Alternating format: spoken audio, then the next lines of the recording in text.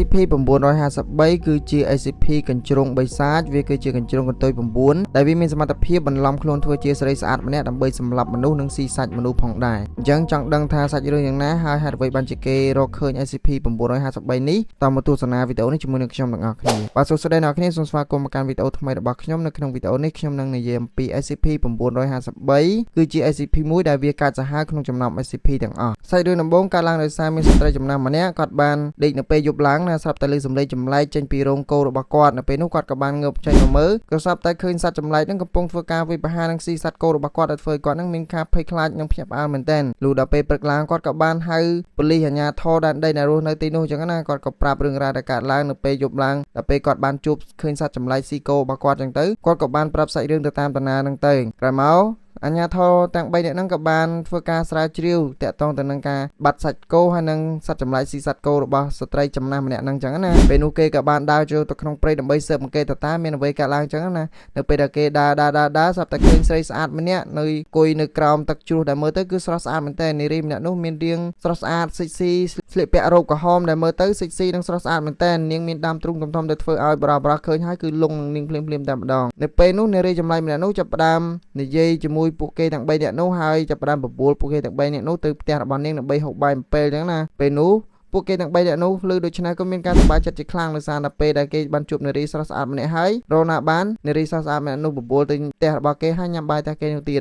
ពេលនោះធ្វើឲ្យគេយល់ព្រមភ្លាមតែម្ដងហើយពួកគេទាំង3ក៏សម្រេចចិត្តទៅផ្ទះរបស់នារីចម្លែកម្នាក់ហ្នឹងនៅពេលដែលគេទៅដល់ផ្ទះរបស់នារីចម្លែកម្នាក់ហ្នឹងពួកគេមានអារម្មណ៍ថាស្រស់ស្រាយមែនតើដោយសារផ្ទះនារីម្នាក់ហ្នឹងមានភាពស្រស់ស្អាតហើយមើលទៅគឺស្រឡះភ្នែកមើលទៅគឺធម្មជាតិស្អាតតែម្ដងគឺស្អាតដូចនាងអញ្ចឹងពេលដែលពួកគេទៅដល់ក៏បានញ៉ាំបាយផឹកស្រាផឹកអីជាមួយគ្នាយ៉ាងសប្បាយរីករាយអញ្ចឹងណាលុះដល់វេលាយប់ឡើងនារីចម្លែកម្នាក់នោះក៏បានចេញធ្វើប្រតិបត្តិការតែម្ដងគឺសម្លាប់បរិសទាំង3នាក់ហ្នឹងអញ្ចឹងណាក៏ប៉ុន្តែសម្លាប់អត់ស្លាប់ទាំង3នាក់នោះទេគឺមាន2នាក់ស្លាប់ហើយម្នាក់ទៀតគឺរួចខ្លួនអញ្ចឹងហើយទើបគេដឹងថានារីម្នាក់ហ្នឹងគឺជា SCP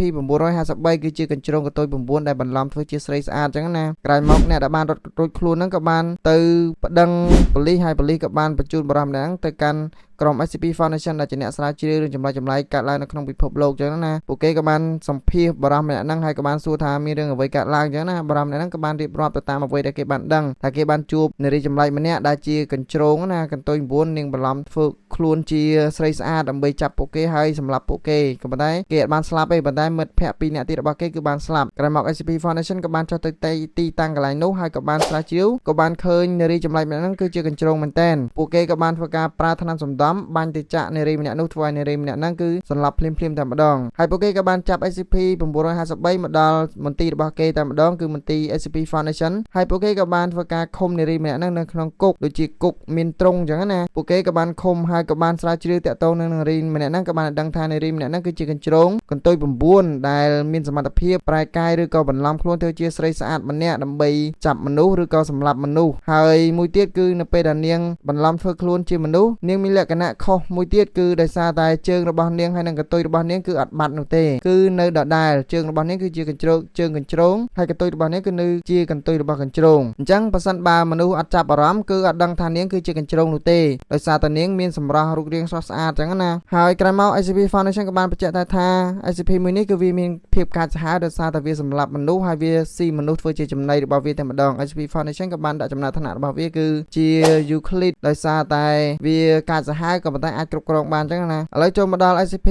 953វិញនៅពេលដែលគេបានឃុំឃាំងណា SCP Foundation ធ្វើការឃុំឃាំងនារីដែលជា SCP 953ហ្នឹងនារីម្នាក់ហ្នឹងក៏បានចាប់ផ្ដើមធ្វើការរត់គេចខ្លួនរត់ម្ដងហើយម្ដងទៀតម្ដងហើយម្ដងទៀតរហូតដល់6ដងនាងក៏បានរត់គេចផុតពី SCP Foundation ហ្នឹងហើយក្រុម SCP Foundation ហ្នឹងក៏បានធ្វើការតាមចាប់នារីម្នាក់ហ្នឹងណាក៏ប៉ុន្តែតាមចាប់អត់បានទេនារីម្នាក់ហ្នឹងក៏បានរត់គេចខ្លួនចូលក្នុងព្រៃជ្រៅបាត់ទៅក្រោយមួយរយៈក្រោយមកក្រុម SCP Foundation ក៏បានធ្វើការស្រាវជ្រាវបន្តទៀតដើម្បីតាមចាប់នារីដែលជា SCP 953នឹងឯងដែលជាកញ្ជ្រោងកន្ទុយ9ហ្នឹងណារហូតដល់ពេលមួយគេក៏ធ្វើការចាប់បាននារីដែលជា SCP 953ហ្នឹងហើយគេក៏បានយកនារីម្នាក់ហ្នឹងមកឃុំម្ដងទៀតក៏ប៉ុន្តែមិនមែនដាក់នៅក្នុងទ្រុងនោះទេគឺយកមកដាក់នៅក្នុងបន្ទប់ឃុំឃាំងគឺគុកដែកតែម្ដងគឺអត់ឲ្យនារីម្នាក់ហ្នឹងអាចធ្វើការចេញបានទេហើយនៅពេលដែលគេដាក់នាងឃុំឃាំងនៅក្នុងហ្នឹងគឺគេឲ្យនាងប្រើប្រាស់របស់ស្អាតដេកនៅក្នុងពុកស្អាតហើយឲ្យញ៉ាំចំណីអាហារឆ្ងាញ់ហើយមួយទៀតគឺគេតែងតែដាក់ថ្លៃ ើមឲ្យនាងស៊ីជារៀងរាល់ថ្ងៃដោយសារតែនាងជា SCP 953ហើយជាកញ្ជ្រោងបិសាចចឹងណាអញ្ចឹងចូលចិត្តស៊ីថ្លើមអញ្ចឹងគេតែងតែដាក់ថ្លើមឲ្យនាងស៊ីរាល់ថ្ងៃហើយ SCP Foundation ក៏អត់ឲ្យមានអ្នកណាចូលទៅក្នុងបន្ទប់របស់នាងឬក៏ឲ្យនាងឃើញក្រុមការងាររបស់ SCP Foundation ដែរពេលដែលនាងបានឃើញនាងអាចសន្តំបុគ្គលិកឬក៏អ្នកដែលយកចំណីអាហារទៅឲ្យនាងហ្នឹងណាធ្វើឲ្យបាត់បង់ស្មារតីហើយអាចនឹងនាំឲ្យនាងហ្នឹងរួចខ្លួនឬរត់គេខ្លួនបានទៀតផងអញ្ចឹងហើយទើបគេអត់ឲ្យមានអ្នកណាមួយចូលទៅទេនៅពេលដែលគេយកអាហារចូលទៅគឺគេប្រើអាដែកឬក៏ប្រើអារបស់ហុចអញ្ចឹងណាហុចចូលទៅក្នុងបន្ទប់របស់នាងហើយបន្ទប់របស់នាងគឺធ្វើការបិទចិត្តអត់ឲ្យមានប្រឡាស់ណាចូលចេញចូលហើយមើលឃើញបានទេគឺបិទនាងចិត្តតែម្ដងអញ្ចឹងហើយទើបអាចគប់ខាំង SCP 953នេះបានអញ្ចឹងវីដេអូរបស់ខ្ញុំគឺមានតែប៉ុណ្្នឹងទេអរគុណអ្នកគ្នាដែលបានទស្សនាវីដេអូរបស់ខ្ញុំតាំងពីដើមដល់ចប់កុំភ្លេចចុច Subscribe Channel របស់ខ្ញុំអ្នកមួយផងដើម្បីទទួលបានវីដេអូថ្មីអូខេអរគុណអ្នកគ្នាបាយ